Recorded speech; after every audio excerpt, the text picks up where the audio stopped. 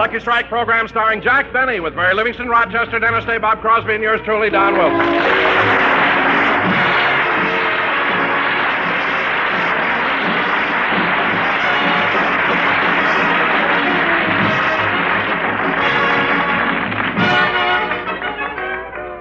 And now, ladies and gentlemen, we come to the last Jack Benny show of the month. It's also the last program of the current series, and as a matter of fact, it's the last show of the season. So now I bring you a man I thought wouldn't last, Jack Benny.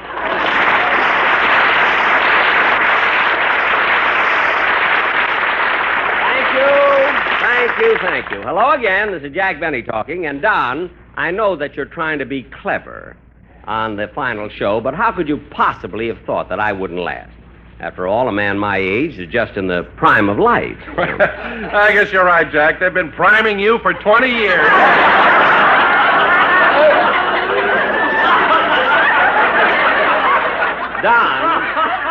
Don, George Global. CinemaScope stomach. Now, Don, control yourself. But, you know, you may be right. After all, nobody can last forever. You're sure working on it, Bob. Well, I see we have another candidate for the unemployment insurance. You better watch it, sister. Jack's right, Mary. He deserves a little more respect from us. After all, he's one of the pioneers in the broadcasting business. You're darn right. Why, when I did my first program, there were hardly any radios in the country. And darn few people. Darn few people. Plenty of people when I started. They may have had feathers in their hair, but they were people. Mary, if I were Jackie Gleason, you know what I'd say? One of these days, pow, back to the May Company. If you were Jackie Gleason, I wouldn't have to go back. All right. Oh, Jack, why are you so touchy? Can't you take a joke? Certainly I can take a joke, but here we're doing our last program of the season, and everyone comes in and insults me. I didn't insult you, Mr. Benny. Huh? Oh, hello, Dennis. Hello, sir. Well, you see, Mary, Don, Dennis knows how to treat me with respect. Certainly. I feel that when a man keeps you working all these years, he deserves respect. Well, naturally. A man doesn't get to be the star of a radio and television program unless he has ability and talent. Thank you, Dennis. No star can keep a loyal following of fans loving him through all the years unless he's an outstanding personality. Well... Can I go now, Mr. Benny? Why? I can't keep reading this stuff. It's making me sick.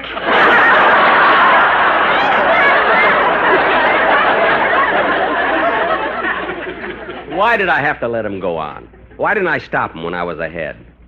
I should have stopped him earlier, like in 1946.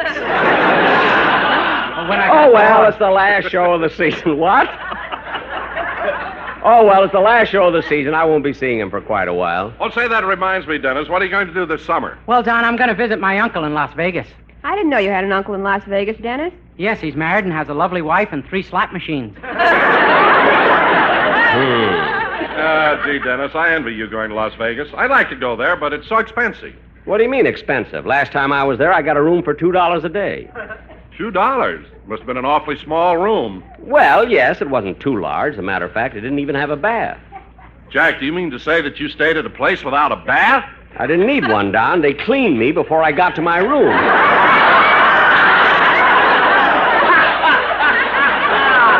Hey, say, that's a funny joke. It may have feathers on it, but it's a joke. All right. Anyway, I'm going back to Las Vegas this summer and stay at the Flamingo Hotel. Jack, I'm not so sure they'll want you there. They don't like people who make a fuss and scream and holler when they lose. What are you talking about? How can you scream and holler when you're fainting? Don't tell me what I do. Say, Mary, what are you going to do this summer when we're off the air? Well, I think I'll just stay around the house, spend all my time in the backyard in my garden. Well, that should be nice. Here in California, you can grow some wonderful flowers. I'm going to grow vegetables. I got to eat. Say, Mary, that's smart, growing your own vegetables. Where'd you get the idea? From the present Jack gave me last Christmas. What did he give you, Mary? 100 pounds of Vigoro.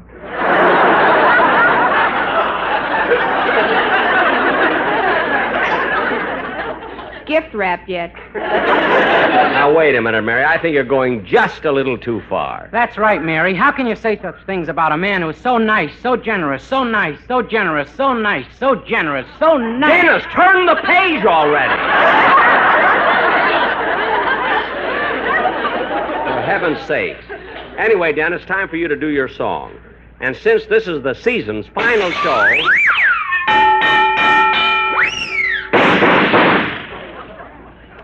Jack, I think the sound man is trying to get your attention.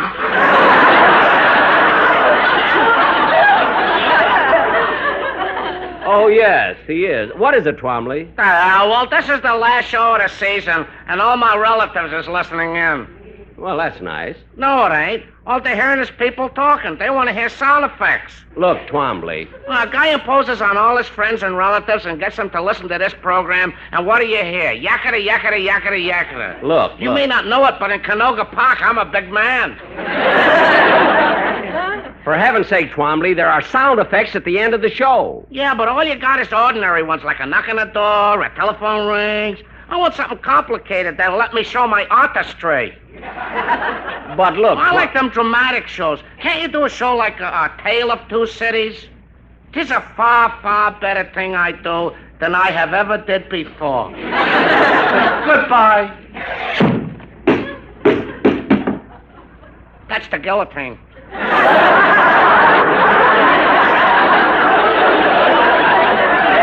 Look, Twombly, we're doing a radio show, and you'll come in with your sound effects only when you hear your cue.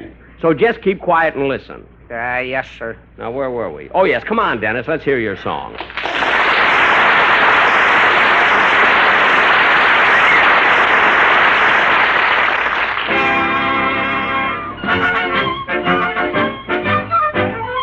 Oh, Mickey McGuire, a man of fire, will live in history. He tipped the scales at 99 and measured 5 feet 3. One swing of his right would end a fight, a wondrous thing to see. Oh, Mickey McGuire, that ball of fire, a mighty man was he. When Mickey McGuire went out to fish, he told the greatest tale. He said the fish that got away would break the biggest scale. He'd whittle a tree of hickory, his hook was just a nail. And then he would state that for his bait he always used a whale. Oh, McGuire, the liar, he came from County Cork. He'd stop to chat at the drop of a hat. Oh, how that man could talk, talk, talk, talk, talk, talk, talk. He said that he sailed the 7 seas to find a beach to comb. They made him drink so many toasts he couldn't see for foam. I come from the great explorers, that is why I yearn to roam. The very same night, to their delight, he couldn't find his home. Oh, McGuire, the liar, he came from County Cork. He'd stop to chat at the drop of a hat. Oh, how that man could talk, talk, talk, talk, talk, talk, talk. One day when the races came to town, McGuire told the boss, "Say, if you need a jockey, I'm the greatest one, of course." Believe it or not, he came in first, but still it was a loss. 'Cause Mickey McGuire, the ball of fire, forgot to ride the horse. Oh, McGuire, the liar, he came from County Cork. He'd stop to chat at the drop of a hat. Oh, how that man could talk, talk, talk, talk, talk. To conquer the English Channel was McGuire's greatest wish. I'll swim it underwater 'cause I swim just like a fish. He said that he'd break the record, and the people won't forget. He broke the record for staying down. They haven't found him yet. Oh, McGuire, the liar, he came from County Cork. He'd stop to chat at the drop of a hat. Oh, how that man could talk. Oh, McGuire, the liar, he came from County Cork. He'd stop to chat at the drop of a hat. How that man could talk.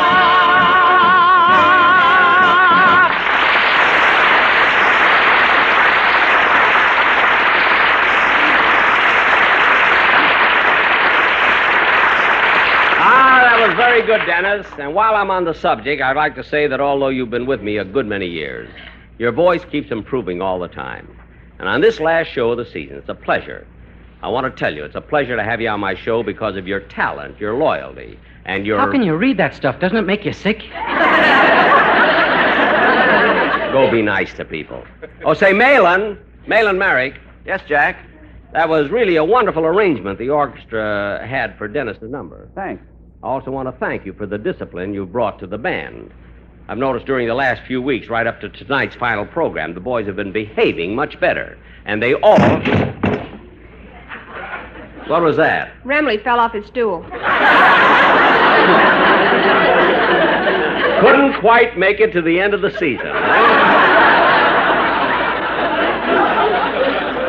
Well, isn't anybody going to pick him up? No, Jack. We usually let him lie there during the summer. The rest does him good. Well, okay, let him stay there, but I want him up when we go back on the air next fall, you see. And Malin, rub a little cheese on his face so the mice will keep him shaved.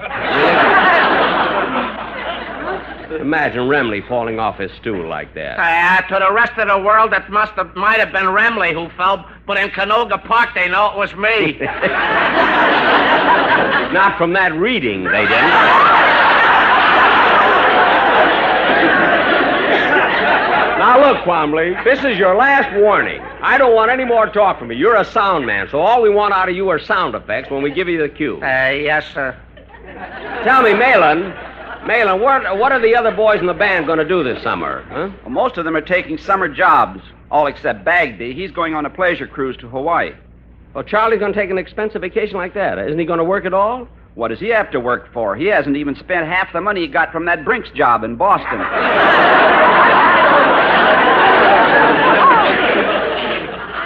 Malin, how can you say a thing like that about Bagby on the air, even in jest? Now the police will come and get him. Quambley, stop that! And what are you bowing for? Right now, they're applauding in Canoga Park. Look, I don't want any more of your silly talk and sound effects. You just give us the sound effects on the right cue, and that's all. Yes, sir. Say, Jack. Yes, Malin. Since this is our last program, the boys in the band chipped in and bought you a little gift, and they selected Sammy the drummer to make the presentation. Come over here, Sammy. Okay, Malin. Mr. Benny, on behalf of all the boys in the band, it gives me great pleasure to present you with this token of our esteem. Well, thanks, Sammy. Thanks a lot, fellas. Let me see what it is. Oh, isn't that nice? It has my initials on it, too. Yeah. Just what I've always wanted. A monogrammed ice cube.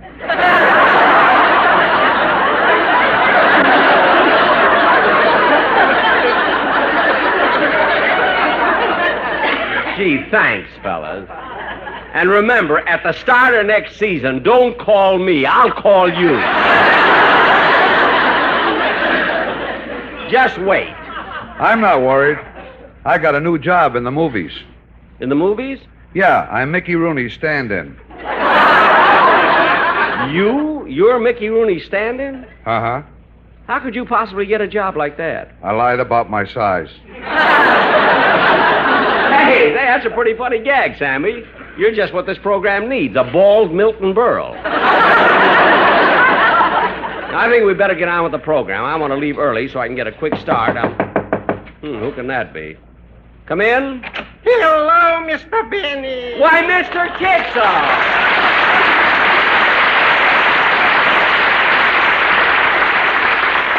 Mr. Benny, pardon my intrusion, but I just dropped in to say goodbye. Well, that was very nice. And wait a minute. How'd you know I was going away? Of this I was ignorant, but I know I'm going away.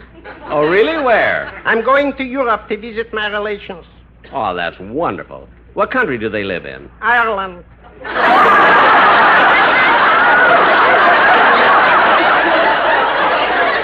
Ireland? Yeah. Gosh, Mr. Kitzel, I never knew you were of Irish descent. Just on my mother's side. Full-blooded, I'm not. Oh, I see. And then from there, I'm going for a full week to Paris. Paris? This is in France. I know. Tell me, Mr. Kitzel, while you're there, you're going to see some of those Paris nightclub shows? Ooh. I'm planning to go every single night. Every night, but the whole show is in French. You won't understand a thing. Mr. Benny, I'm going for looking, not listening. You know, this I understand in any language. I know. And then while I'm over there, and since it'll be summer, I think I'll swim the English Channel. Swim the English Channel? That's right. But, Mr. Kitzel, you can't try a swim like that on the spur of the moment. You gotta train and train and train.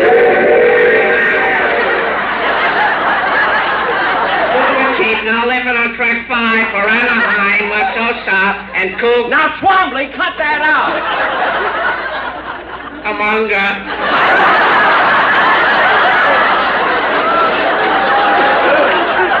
Now, look, that's the last straw. Another interruption like that, and I'll have you fired. And I don't care how strong your union is. I'm sorry I lost my temper, Mr. Kitzel, but this has been going on all day. Oh, that's all right. I was just leaving anyway. Oh, well, goodbye and bon voyage. Thank you. Nicky Maguire was a man of fire, and he came from County Cork.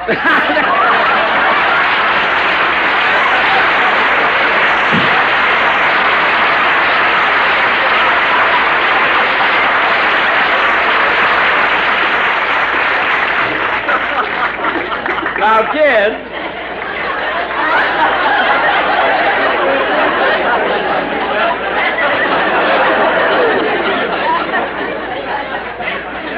No use writing anything. They read anything they want.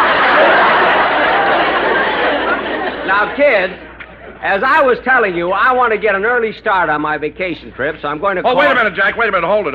Oh, what is it, Don? Well, before you leave, I want you to hear the commercial the sportsman and I have prepared for the last show. Is it a good one, Don? Yes, it's the boys' farewell to you because they're going to Europe. Oh, to Europe, like Mr. Kitzel. All right, fellas, let's hear the song.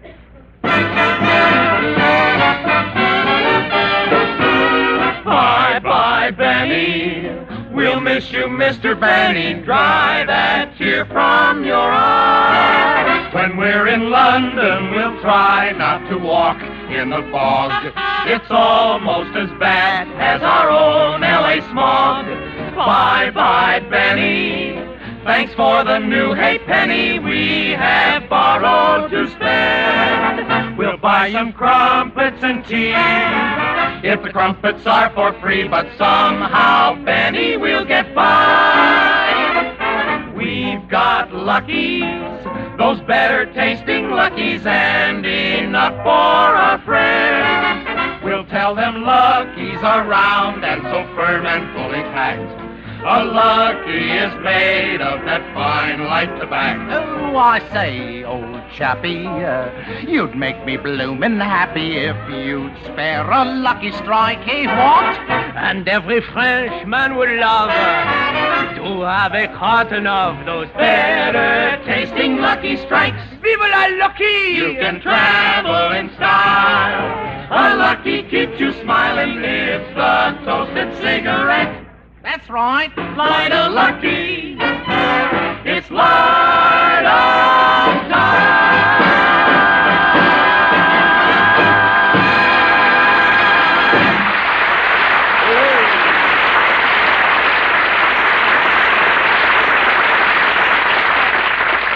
Don, I must compliment you and the boys on that commercial. It was really swell. Well, thanks very much, Jack. I'm glad you liked it. Yeah, but don't you think it would have been even better if I had accompanied the boys on my violin? No. Don, why not? Well, Jack, I don't like you playing your violin during the commercial because we sell cigarettes. What's that got to do with it? People can't smoke when they're holding their noses. Well, another witticism from my chubby little chum. I suppose you thought that was funny, too, eh, Don? Yes, I did, Jack. Well, Don, at this point, I think it's only fair to remind you of that old Chinese proverb, which goes, and I quote, when employee make joke about employer, then E soon find out that fire him.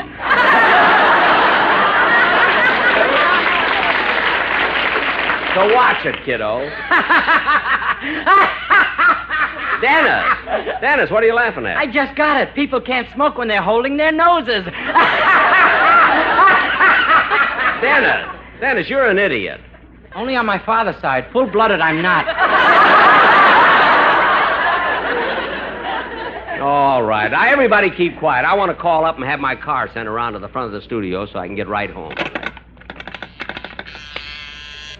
Say, Mabel, what is it, Gertrude? Mr. Benny's line is flashing. Yes, Mr. Benny. Yeah, I'll tell him. Goodbye. So what does he want? He wants I should call the parking lot to let them know he's leaving soon so they can get his car ready. Well, ain't he an eager beaver? What's he in such a hurry about to get his car? He always does that. It takes 15 minutes to get the boiler hot. You know, Gertrude, I don't understand him. He's such a big star. Why does he drive around in such an old jalopy? Well, that's because he's so sentimental. Oh, he loves the car? I loves money. I know that, but I can't understand why he keeps saving all the time. Hasn't he heard that famous expression, you can't take it with you? He's heard it all right. But he thinks he's worked out a system to get around it. Well, how? He had a tailor sew pockets in his skin.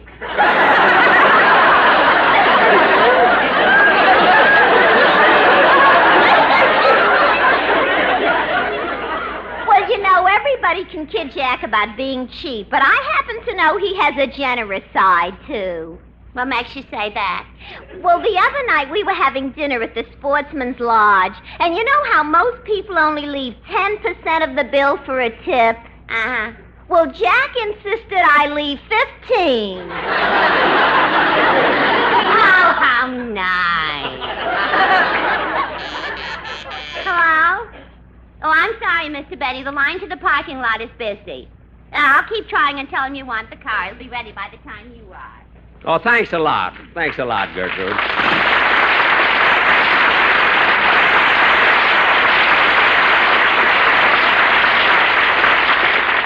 Well, kids, the program is nearly over, and it looks like we've come to the end of another season. At a time like this, I can't help feeling a little sentimental. Even though we may have kidded each other and had petty squabbles, I don't think any other performer has been fortunate to have so capable a cast. Well, thank you, Jack. I also want to thank my writers, producer, engineer, and all the members of my technical staff. Also, as I turn around and look at you fellas sitting up there on the bandstand, it gives me a feeling of pride and warmth to see your faces smiling down at me, and to see Remley's face smiling up at me. I feel that the success of this program has been due to the fact that we've all worked together as a big, happy family. That's why we've always been right on the mark. That's why we've never missed the boat.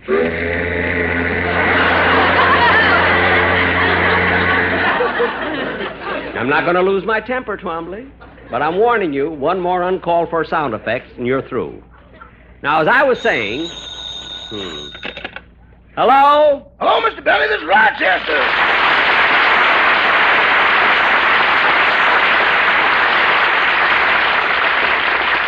What is it, Rochester? Nothing important. I just wanted you to know that I've got all your things packed and ready for your trip. Good. You put in all that stuff in my medicine chest? Yes, sir. I packed your nerve tonic, stomach tonic, liver tonic, blood tonic, and tonic tonic. Tonic? What have I got that for? In case any of the other tonics feel run down, that's what they take.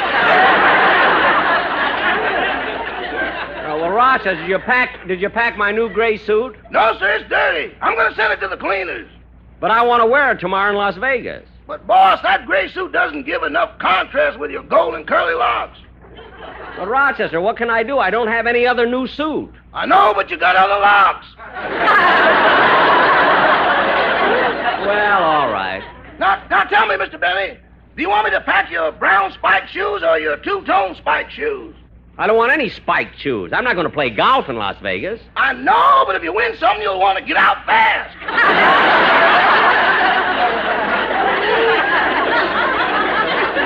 Gee, I didn't think of that. Pack the brown one. Yes, sir. And, Mr. Benny, I think you ought to get some new luggage. This bag you got here is old and it looks awful. Rochester, I'll have you know that bag is genuine cowhide. Oh, boss, this is cowhide? Well, only on its mother's side. Full-blooded, it's not. Now, Rochester, I hope you memorized that nightclub act I taught you. As your agent, I've arranged for an audition for you at the Flamingo, and I think I can get you booked in there. I know, and I appreciate it. Only, Only what? well, I read that contract I've got with you. What about it? Ain't I supposed to get the 90%? Rochester, I'm putting the rest of that money away for you to use as a nest egg. Well, push the hen off. I'm hungry.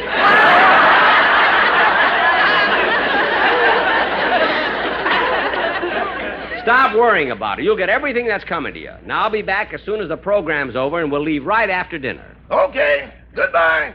Goodbye. Goodbye. Goodbye. Goodbye. For heaven's sakes, Twombly, hang up the phone. You told me you didn't want no more sound effects. Well, of all the silly, go ahead and play, Malin.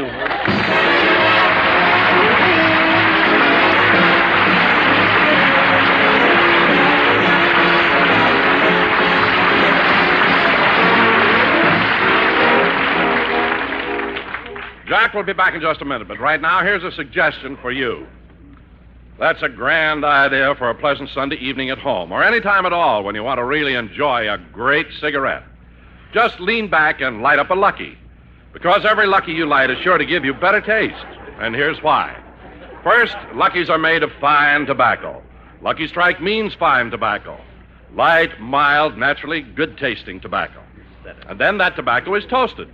It's toasted is the famous Lucky Strike process that tones up Lucky's fine tobacco, brings it to its peak of flavor, makes it taste even better, cleaner, fresher, smoother. So right now, friends, or any time at all when it's light up time for you, make it a Lucky, the best tasting cigarette you ever smoked.